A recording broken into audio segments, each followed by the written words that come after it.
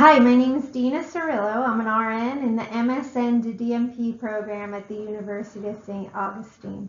I'm here to present my evidence-based practice problem, which is the effects of aromatherapy on post-operative nausea and vomiting.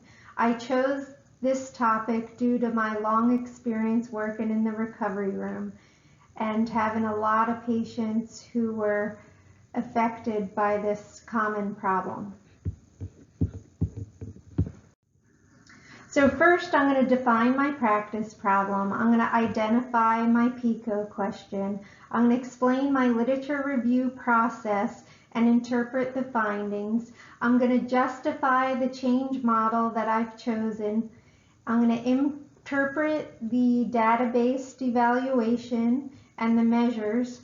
I'm going to elaborate on the dissemination process, and then I'm going to conclude with a summative review of my project.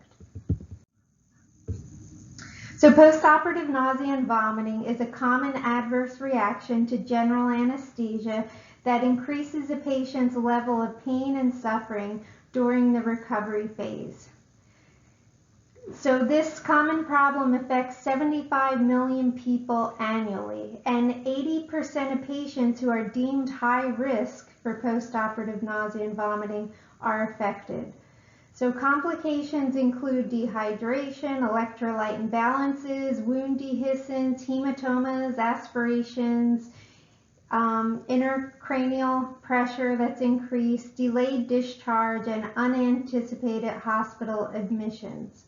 All of these complications lead to increased hospital costs and increased discomfort and suffering by the patient. The standard of care, which is antiemetics, these also lead to adverse effects, which can in turn increase hospital costs too. So my PICO question was, in adult postoperative patients, what's the effect of aromatherapy compared to the standard of care on decreasing nausea and vomiting after receiving general anesthesia during phase 1 and 2 recovery? So my literature review, I used the PRISMA method. The key terms I used to search was postoperative nausea and vomiting, PONV, aromatherapy, and essential oil. I chose PubMed, SynHall, and I used the EBSCO host for my literature search. My inclusion criteria was peer-reviewed, full-text English language between years 2014-2019.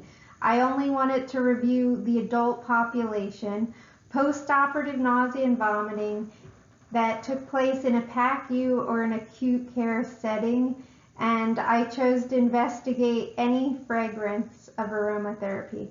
The exclusion criteria was pediatric population, articles that included combination alternative methods, which include several different methods as one intervention, articles that took place in the outpatient or ambulatory surgery, and post-day nausea and vomiting. So when I did my literature search, I found 52 articles. After removing the duplicates, it went down to 43. After applying my inclusion-exclusion criteria, I whittled it down to 9. I did remove 2 articles. One was based on Quiz Ease, which was a specified product of aromatherapy, so I took that one out because I just wanted to use general aromatherapy with the oils or any type of inhale. This one was a particular brand, and it came in a little inhaler dose. Also, I excluded one that after reviewing further, it included post-day nausea and vomiting, so I excluded that one as well. So I ended up with 7 articles in all.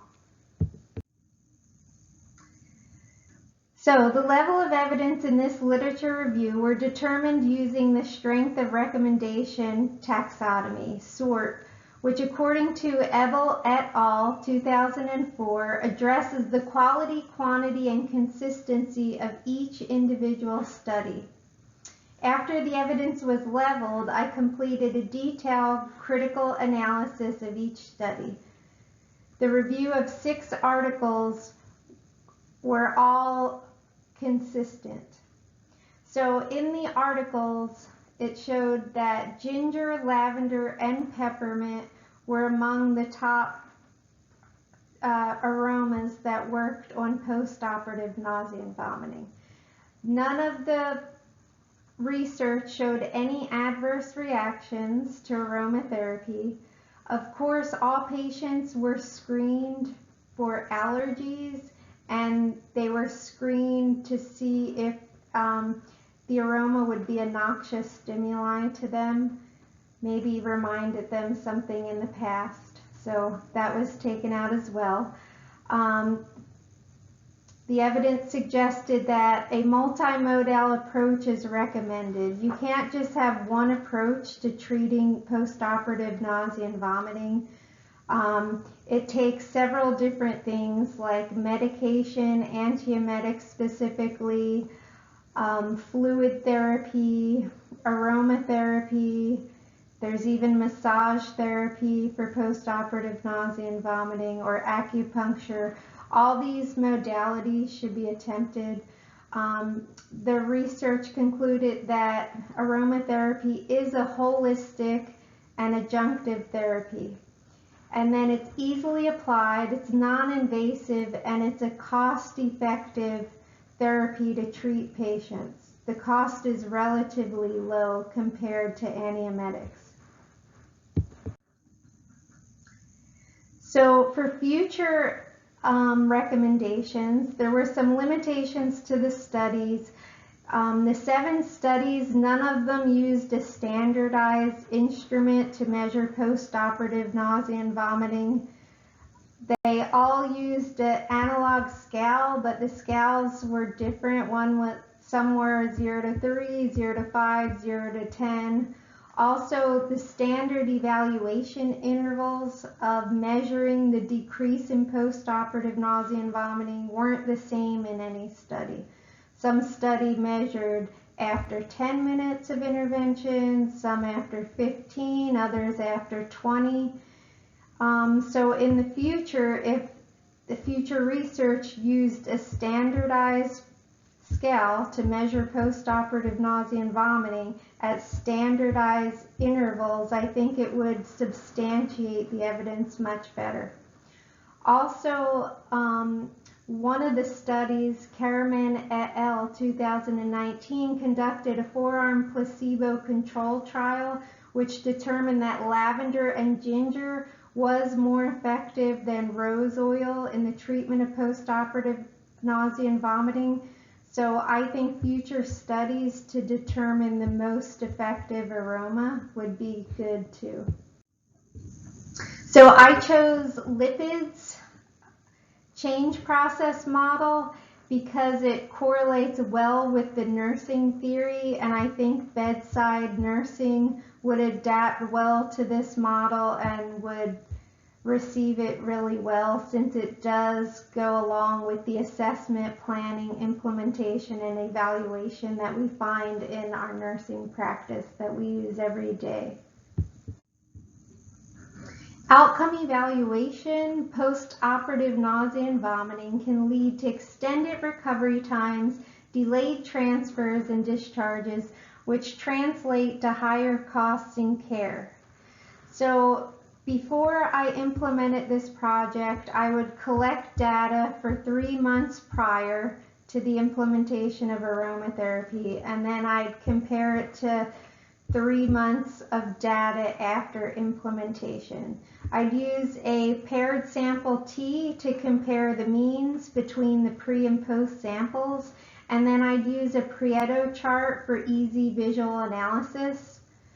So The things that I would evaluate are PACU, pre and post PACU holding times, pre and post same day services holding times, unplanned admits due to post-operative nausea and vomiting, and then perioperative patient satisfaction scores. So I would disseminate this information, the outcome data within my organization in hopes to invoke enthusiasm to continue and sustain the practice change. I would start with perioperative unit huddles. The stakeholders that attend are anesthesiologists, nursing throughout the perioperative unit, so pre-op nurses, OR nurses, as well as PACU nurses, techs, and the managers there, and the director as well attends. We have these unit huddles every Friday. So I would start with my dissemination there. Then I would take it to the organizational level. I'd do probably a PowerPoint presentation during a nursing forum where we disseminate things throughout the whole hospital. The nursing forum's open to all staff. It's attended by management, directors, and any staff are welcome to come, and that's where we talk about things that are happening within the facility and that are affecting the organization. So I'd want to let them know about the outcome of my project to invoke, spark that enthusiasm of more evidence-based projects that could start in other units, and I'd want them to see the work we're doing in the PACU to help patients and improve patient comfort. Nationally, I could present a poster at the American Society of Peri-Anesthesia Nursing Conference. National dissemination would be optimal. I could also write an article for the Journal of Peri-Anesthesia Nursing. These are both relative associations that focus on PACU and patient care after anesthesia. So the practice recommendations that I gathered are first identify risks that we need to identify patients who are at high risk for post-operative nausea and vomiting. Then when you find these high-risk patients, you need to choose a multimodal approach to treat the post-operative nausea and vomiting, including aromatherapy, medication, fluid therapy. We also need to consider ginger, peppermint, or lavender aromatherapy as a holistic adjunctive therapy to treat post-operative nausea and vomiting. So this is what I gathered from the literature. I had 2 high-quality RTCs with consistent evidence that makes this strength a practice recommendation an A strength.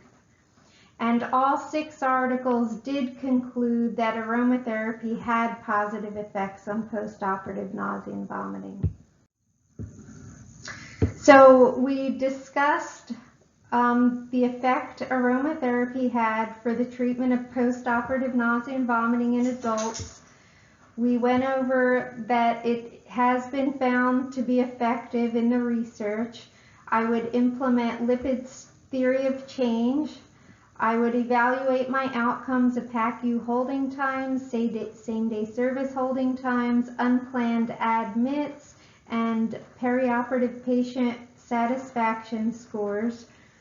I would disseminate my information within the organization as well as aim for national dissemination. And aromatherapy has been found to be a safe, cost-effective alternative or adjunctive therapy to treat post-operative nausea and vomiting.